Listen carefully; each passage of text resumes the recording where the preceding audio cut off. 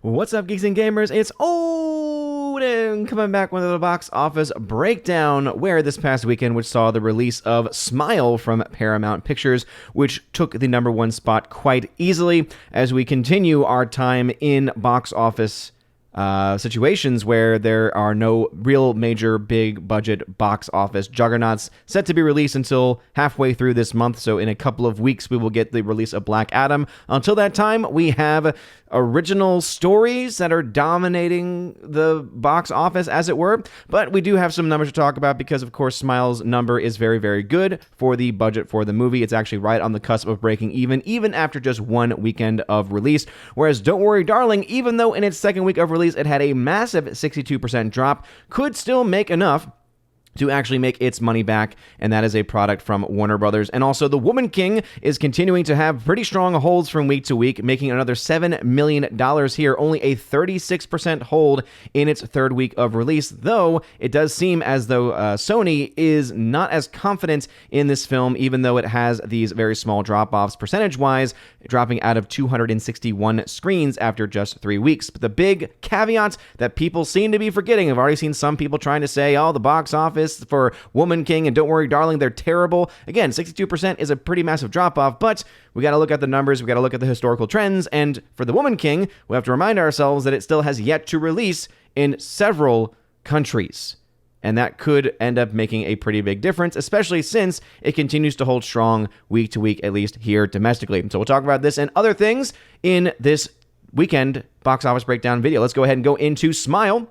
First off, the number one film of the box office. Very, very creepy poster for this movie. Very, very creepy and effective marketing, as it was able to bring out $22 million domestically, $14.5 million internationally, making $36.5 million worldwide. So a pretty strong number there for its opening. Don't Worry, Darling is at $54.7 million. And even though it is definitely on the lower end of its estimates, as I mentioned, because of its budget and because it's just making enough, it might still have a chance to make its own money back. Whereas The Woman King at $50.6 million, right there in the middle of the pack when it comes to its domestic projections, according to the numbers. But as you can see, it is now starting to release in other countries and starting to get some money there. There are still major countries like the UK, for instance, which has not yet gotten this film's release. And so the big question is going to be, is this film's propaganda going to be bought in those countries as it has been here in the States? These small drop-offs from week to week seems to show, to me at the very least, that the people going to see this movie are not being impacted by the clear propaganda war that this film and their marketing team is pushing for, right? Just a complete lack of context within the historical framework, and the fact that they are just telling a story that's just not even real in any sense of the term. There's just so many caveats and so many liberties that are taken, and some try to argue, well, other films have done it, you don't complain. Yeah, the difference, of course, is that this film happens to be ignoring slavery by this kingdom of Dahomey, which, if this were a, mainly white cast or a European movie, it would be the central point of their story. Let's just be honest here. So it's more of a, hey, how about instead you treat everyone equally, and that is by condemning the actions of the Dahomey Kingdom, which did a lot of atrocious things, instead of trying to make these Dahomey warriors seem like superheroes in some way or some form or fashion, keeping in mind that these warriors and many of these members of the tribe and of the kingdom would behead old people and would put not only women and children into slavery in their own country, but also would sell them in the transatlantic slave trade as well. But again, these are just convenient facts that are glossed over, and people try to say in the movie that apparently it's a tension that exists in the movie. Some of the characters are like, yeah, we don't like this. Yeah, but that didn't happen historically. So they are literally creating a false narrative of feeling bad that didn't actually happen. So that just makes things even worse. But even with all of that, the propaganda war seems to be going in the direction of The Woman King at 36% drop from week to week.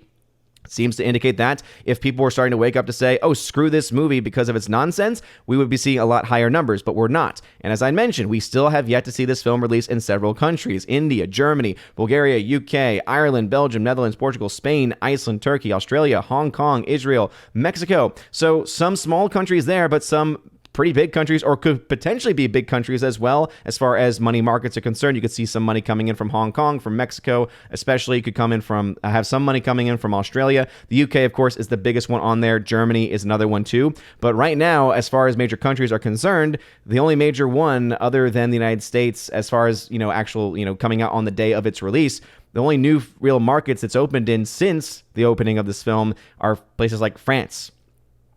So, yeah, as you can see, there are still a lot of countries yet to release. And so for anyone who's going to try to run victory laps about this film failing, I would say hold your horses, because it is definitely not in a terrible position, especially with its drops, and it's not looking all that bad. We also had a new film, Bros, which apparently the main thing and the main theme of this movie is, hey, it's a rom-com. It's a mainstream rom-com featuring gay people or a gay relationship. Well, apparently no one's interested in that, and $4.8 million off of the budget that it has means that this film, and it wouldn't surprise me if it does, will probably end up being a box office flop. Hey, who would have thunk?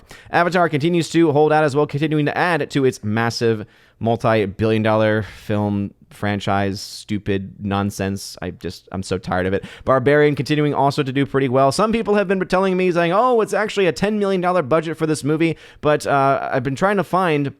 Again, I went to trusty Wikipedia, and they tend to be very reliable when it comes to updating their the budgets for their films. And so far, there's still only the one citation to the one article mentioning the film's cost of around $4 million. And so you might be seeing that from somewhere else, but again, at this point, it doesn't seem like it's really all that reliable. But $4 million budget, this film is making money. Bullet Train broke even just last weekend, and so now it's continuing to continue, rather a couple weekends ago at this point, it's continuing to make some box office cheddar. DC League of Super Pets continues to hang around, but it just seems like it is still slowing down enough to where it's not going to hit its final run. Top Gun Maverick, $1.76 billion.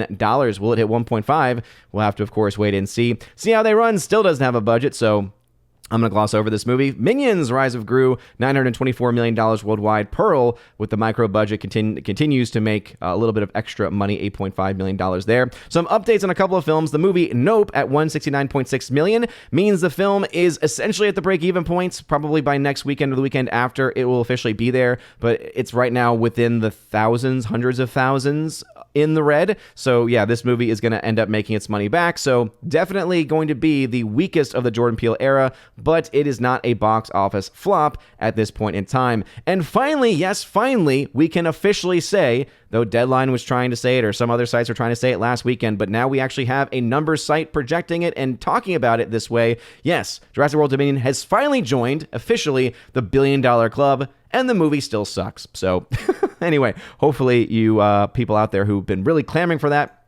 enjoy your terrible movie. Going to my website, ombreviews.com, where we do the box office tracking there, we can make some projections for Don't Worry, Darling. Because it's made $54.7 million as of this week, it means I'm projecting the film to make somewhere between $78 and $109 million by the end of its run. With a $35 million budget, that means it'll either be a loss of $5 million or a gain of 13. So the higher chance for this movie, even with a massive drop-off, the higher chance is that this film will end up making its money back. And so it's definitely not going to be a massive success. It's definitely not going to be anything to write home about. But for anyone trying to write this film off as being just this massive box office flop or a failure of Hollywood, I'm not saying that the movie is good. I'm just looking at the numbers as they stand. And based on these projections on the number that we currently have, and those are, again, based off of historical standards, there's a good chance for the film to still be able to make its money back. The same with The Woman King, as I mentioned. Right now, it's $44.6 million still in the red, so it still has a way to go with that $50 million budget before you add in things like marketing costs, etc. Right now, compared to its first 2 weeks, though, it's at 74, and so by next weekend, it's going to be in the 60s.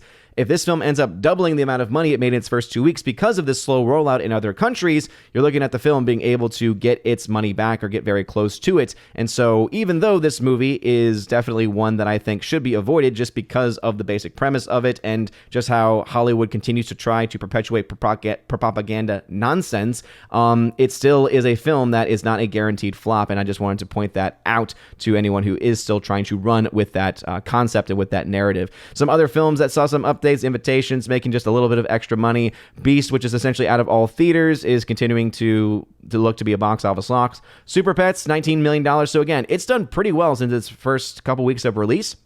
more than doubling what it's made in the first 2 weeks, but it's just not looking like it's going to be enough because this film costs way more than what it probably should have cost. Where the Crawdads Sing continues also to add more money, making it probably the most successful and most impressive of all the box office performers just by percentage alone compared to its first 2 weeks. There's Jurassic World Dominion's $1 million. Congratulations, you crappy film. And then you have Top Gun Maverick, which of course is as not only the most successful film so far this year with $1.4 billion, but also compared to its first 2 weeks is also quite impressive at, again, well more than doubling its first 2 weeks of release, making $630 million in net gain and profit. But those are the numbers as they stand. What are y'all's thoughts? Have you seen Smile? Let me know your thoughts about that because it's actually a film I have a genuine interest in. I like the marketing campaign. They've been having a bunch of people show up at different places with the creepy smile and the Smile t-shirt as marketing. Hey, I like that. I like that kind of guerrilla style marketing, as it were. Kind of word of mouth, much more reliant upon word of mouth and things like that. And hey, it seems to be working for them. By next weekend, they'll make their money back. I'm pretty confident about that. Or have you seen Bros? And is it anything else other than just hey, it's a rom-com and there's gay people? Watch our movie.